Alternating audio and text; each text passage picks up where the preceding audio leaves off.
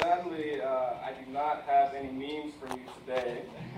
Apologize about that. But before I start the speech, I would like to launch my Lord and Savior Jesus Christ. My wife to be in 30 days. Love you, Radiant Parks over there.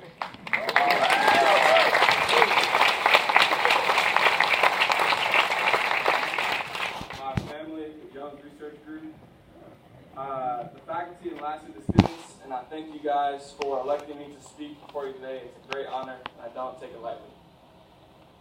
Graduates, today you are leaving NC State with a degree in material science engineering, so I believe it's only fitting that the topic of my speech today is a mechanical property. As you guys know, I polled a lot of you yesterday, and I promised that if one of you guys correctly guessed the mechanical property, I would give you what any college student wants on a hot day like this, a cookout milkshake.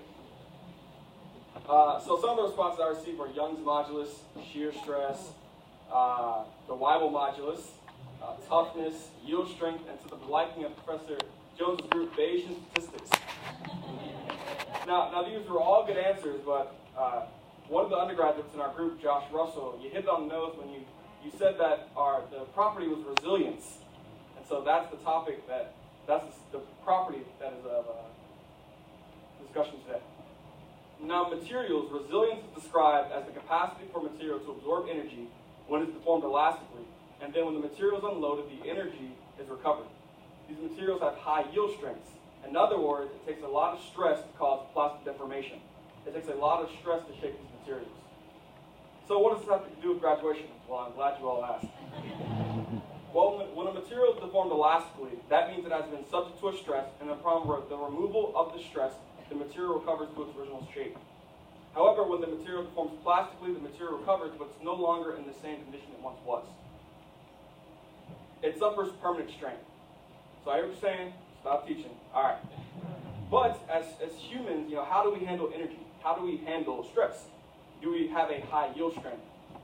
When we encounter intense amounts of energy, do we absorb it and deform elastically, or do we deform plastically? When we, in other words, as the great philosopher Big Sean put it, when last night you took an L, well, tonight you bounce back. You see, for the rest of our lives, just as when we test materials, life will test us. And we will either deform elastically or plastically. And our resilience is our capacity to bounce back from those tests. And as material scientists, we know that when we deform elastically, we want to deform elastically, because if we deform plastically, if our stress increases, it's only a matter of time before we reach fracture. And maybe you've already encountered situations in your life in which you know how to respond, or you responded plastically. A situation hits you and you're not the same and you simply couldn't fully recover. And frankly, graduates, we will encounter situations and problems like this in lives. Some of these problems money won't even be able to solve. And situations can be intimidating or scary. I understand. A scary one for me was when I got an email saying I was denied from an internship my sophomore year. But we have to be resilient. And so a week later, I walked into 3072B looking for research. So you may be asking, how does one be resilient? Okay. Well, I'm going to tell you today, and it's only 3 steps. It's super simple. Okay. So step number 1, you have to recognize that you suck at resiliency, and you need resilience. And guess what? If you think you're good at being resilient, you especially need it. As human beings, we'll do 2 things when we face a problem. We will either fight or flee. Do we face our problem or do we run away? Do you really need to watch the 5th season of The Office for the 8th time? Or do you go shopping or to the gym when times get stressful? Amazon Prime can sometimes be my worst enemy with that 2-day shipping. Do you go to work when you have problems in your personal life? In the area that you're struggling in, you have to call that thing out that's holding you back and realize that you need resilience in that area. What's that crutch or sin that's keeping you from facing your problems? You need to identify it in order to be resilient. Step 2 is that you need a complete cleansing of that vice that you have. And I'm not saying you shouldn't have an outlet, but if that outlet is keeping you from facing situations, then it has to go. So you need a complete cleansing and become a new person. And as long as the former vice is an option, resiliency will never be. I speak of this from personal experience, and until I was completely changed, I could not move forward in many areas of my life. And as humans are creatures of habit, it's easy for us to fall into our old habits, and we need to fight to keep from going back to older things. Step number 3 is you forget the past, you turn 180, and you go 100% in the opposite direction.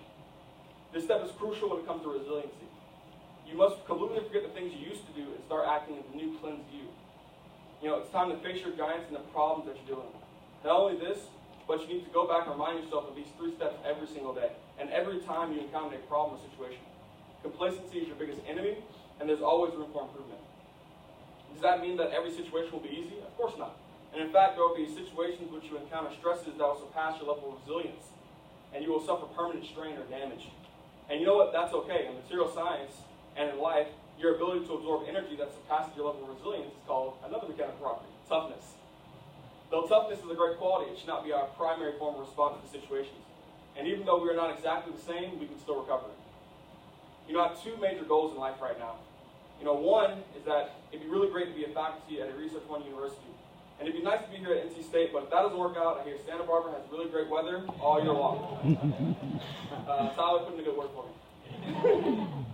And the second one, most important thing is that, I personally try to emulate and follow Jesus Christ in everything I do.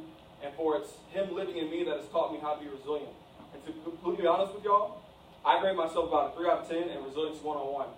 But you can guarantee that each day, I'm going to press towards the mark. So graduates, what are your goals, and are you doing something to reach those goals every day? Whatever they are, you're going to have to be resilient. So remember the 3 steps. Recognize you need resiliency, have a total, complete cleansing, and make a 180-degree turn and punch it. Now, go out and be all that you've been called to be. Thank you.